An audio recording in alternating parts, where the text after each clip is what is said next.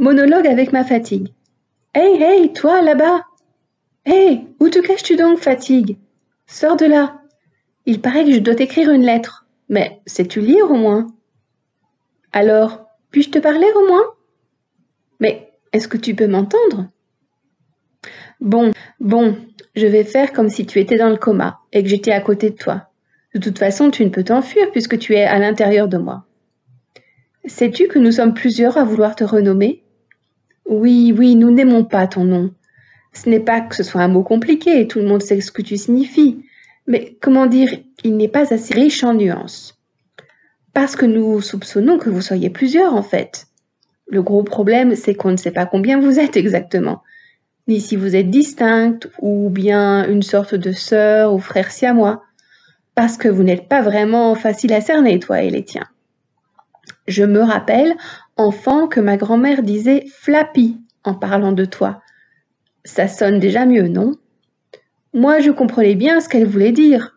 Si on s'était beaucoup promené, après on était flappy. Et comme ça faisait du bien de s'arrêter, de s'asseoir dans son canapé avec un petit goûter revigorant, ça me semblait simple à l'époque. Complètement schlass, ils disent en Lorraine. Bon, ça c'est plutôt après une nuit de fête. Attends, on va jouer un peu. On va faire un S plus 5. S pour substantif, c'est ce que tu es, fatigue. Tu connais? Ça vient des Oulipiens, c'est les rigolos qui ont inventé des contraintes pour composer des textes littéraires. Par exemple, on doit écrire sans mettre de E. Donc, on ne pourrait pas utiliser ton nom dans le texte, fatigue. Je reviens à la méthode S plus 5 et je t'explique. Je vais dans le dictionnaire.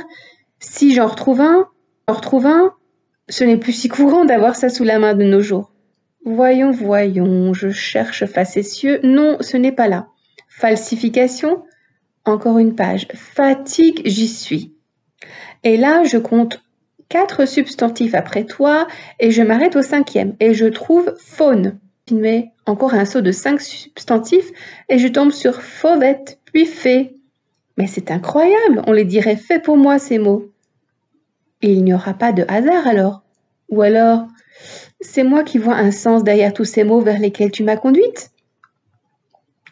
Bon, normalement, on fait plutôt avec 7 et ça s'applique à une phrase entière, à tous les substantifs de la phrase.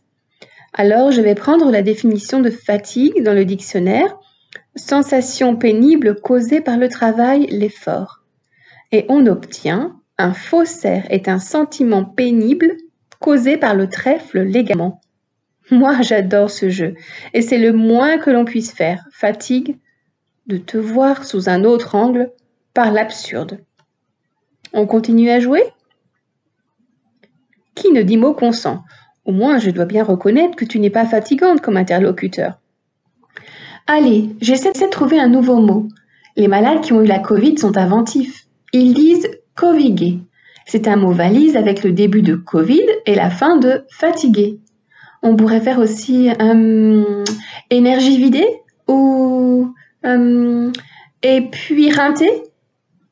Avec ces jeux de lettres, on va plus sur toi, mais on s'amuse un peu au moins. Pas avec toi, car tu es muette, mais de toi. Et ça fait du bien. Si seulement tu pouvais répondre à une question qui me turlupine. Tu te caches aussi chez les animaux? Chez les mammifères comme nous, ça ne m'étonnerait pas. Les pauvres, eux qui ont déjà la vie rude pour trouver leur nourriture, échapper aux prédateurs par tous les temps. Je suis sûre que ça les fatigue tout cela. Eux aussi, ils doivent se reposer d'ailleurs. Mais un animal qui ne pourrait pas récupérer ses forces en se reposant ou en dormant, là, je ne pense pas que ça existe. Il ne survivrait pas. Bon, ce n'est pas que je m'ennuie avec toi, c'est intéressant de me parler. Mais j'ai plein de choses à ne pas faire, alors je te laisse. À une prochaine fois sans doute.